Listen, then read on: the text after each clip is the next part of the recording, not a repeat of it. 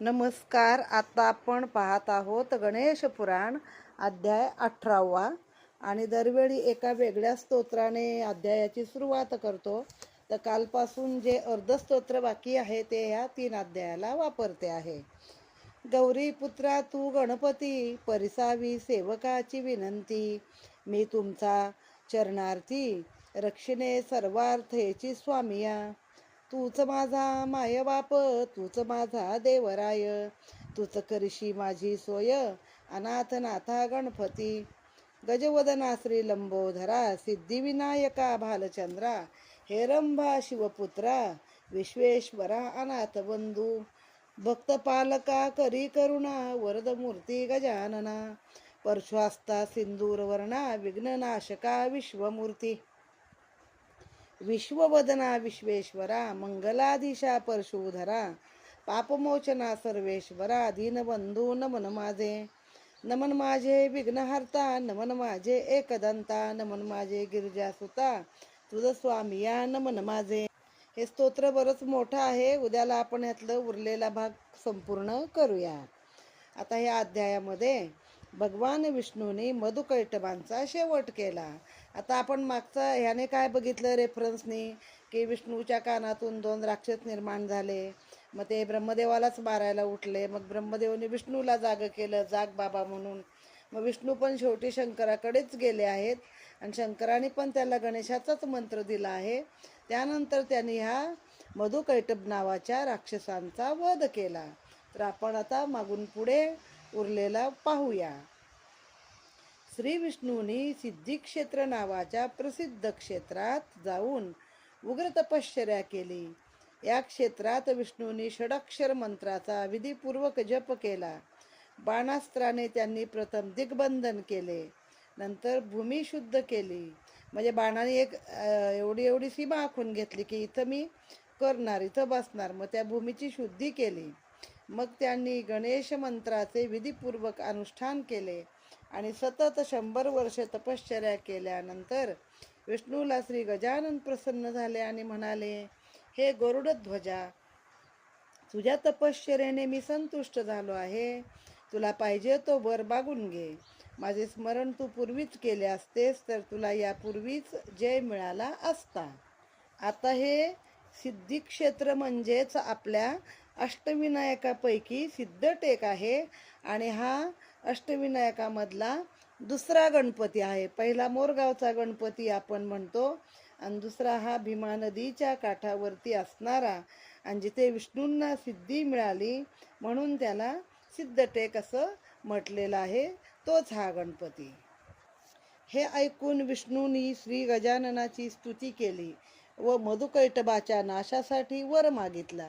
श्री गजाननाकडून विष्णूंनी आणखीन कोणी राक्षस निर्माण झाल्यास त्याच्या नाशासाठी शक्ती असावी असा देखील वर मागून घेतला.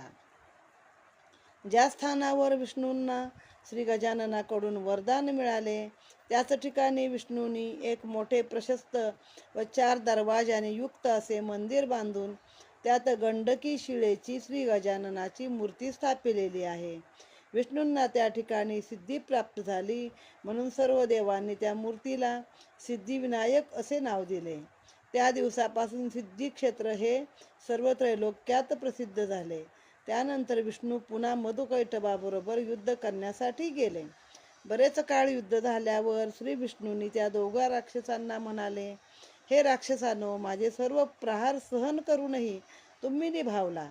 हे पाहून मला तुमच्या पराक्रमाबद्दल अतिशय आनंद होत आहे. आजवर तुमच्यासारखे योद्धे माझ्या पाहण्यात नव्हते. म्हणून जर तुम्हाला एखादा वर हवा असेल तर तो मागून घ्या. श्री विष्णूचे बोलणे ऐकताच ते राक्षस हसले आणि म्हणाले, तू काय आम्हाला वर देशील? तुलाच जर आमच्याकडून काही वर पाहिजे असेल तर तो मागून घे. कारण तू आमच्याशी युद्ध करण्यास एवढा वेळ टिकून राहिलास याचा आम्हालाही आनंद होत आहे. मायेने मोहित झालेले असे ते राक्षस वर देण्यास तयार झालेले पाहून विष्णू म्हणाले, हे दैत्यांनो, तुम्ही जर वर देणारच असाल तर माझ्या हातून तुम्ही मारावे असा वर द्यावा, हे बरे. विष्णूंचे बोलणे ऐकून राक्षसांनी आपली दृष्टी सभोवती फिरवली तेव्हा सर्व सृष्टी जलमय झालेली त्यांच्या दृष्टीस पडली. ते पाहून ते म्हणाले, हे गरुडध्वजा, तुझा प्रताप आम्हाला माहीत आहे. तुझ्या हातून मृत्यू आल्याने मुक्ती मिळते, म्हणून तू आमचा खुशाल वध कर. हे दोघांचे बोलणे ऐकून विष्णूंनी त्यांना आपल्या मांडीवर घेतले आणि आपल्या हातातील सुदर्शन चक्राने त्यांचा वध केला.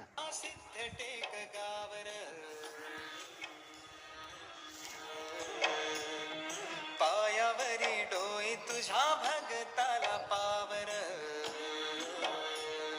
सिद्धिविनायका तुझा सिद्ध टेकगावर, पायावरी डोई तुझ्या भगताला पावर. हे आहा,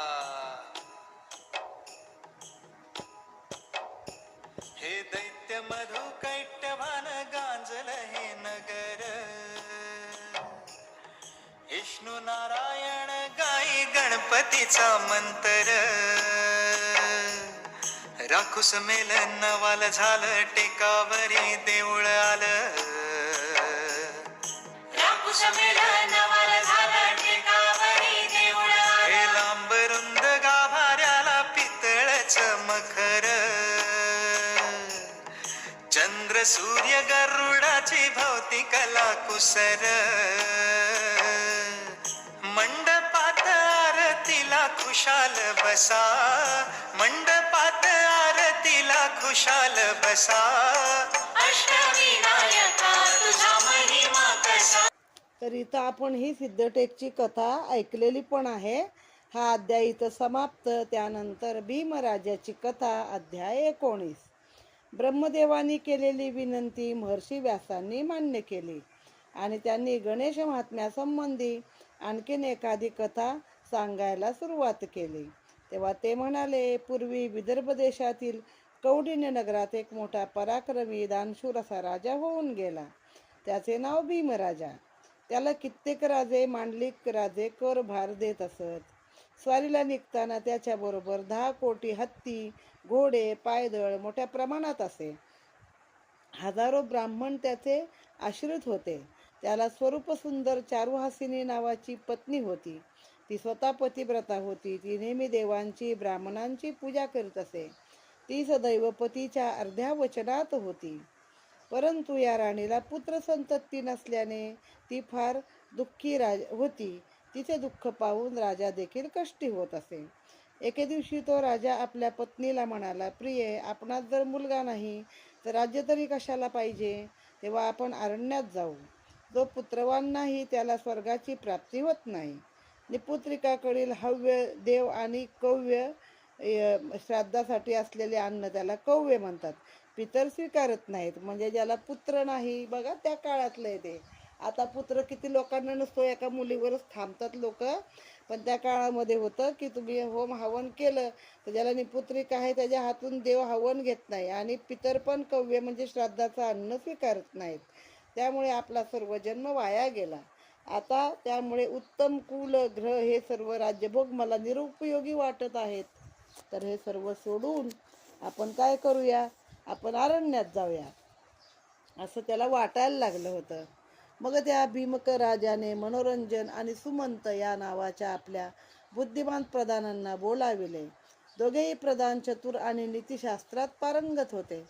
प्रधान आल्यावर राजा म्हणाला, प्रधानजी, माझ्या किंवा माझ्या पत्नीच्या पूर्वजन्मातील भयंकर पापामुळे इहलोकी आणि परलोकी सुख देणारे पुत्र संतान आम्हाला होत नाही. त्यामुळे आम्ही वनात जात आहोत. तेथून आम्ही परत आलो नाही तर तुम्ही दोघांनी हे राज्य आपसात सारखे वाटून घ्या आणि सुखाने चालवा. नंतर चांगला मुहूर्त पाहून त्या दिवशी राजाने स्वस्ती वाचन केले. ब्राह्मणांना खूप दान धर्म केला. नंतर राजा आपल्या भारेसह अरण्यात निघून गेला. अरण्यात फिरता फिरता त्याला एक सुंदर सरोवर दिसले. फळाफुलांनी बहरलेले अनेक वृक्ष त्या सरोवराच्या काठावर होते. त्या वृक्षराजीत त्या दोघांना एका ऋषींचा एक आश्रम दिसला. त्या आश्रमात सिंह, हत्ती, साप, मुंगूस, मांजर, उंदीर हे जन्मजात हाडबैर विसरून एकत्र हिंडताना दिसले. म्हणजे राशीत जरी तुमचा हे असेल ना, नवऱ्याचं समजा मांजर आहे आणि बायकोचं उंदीर आहे, तर त्यांचं जे योनी असते त्यानुसार सुद्धा भांडणं होतात बरं. ह्या योनींमध्ये पण बघून पत्रिका पाहून ह्या गोष्टी पुढे लग्नाच्या काळी ठरवल्या जात असत. व हे इथं गुण्यागोविंदाने एकत्र राहत होते. विश्वामित्र ऋषी त्या आश्रमात दर्भासनावर बसले होते. त्यांचे कित्येक शिष्य त्यांच्या सभोवती असून वेद अध्ययन चालू होते. अशा त्या पुण्यवान ऋषींना पाहताच त्या राजाने आणि राणीने त्यांना वंदन केले. राजाच्या मनातील हेतू विश्वामित्राने ओळखला आणि रात्री राजा आसनावर बसल्यावरती ऋषी म्हणाले, राजा तुझे कल्याण असो.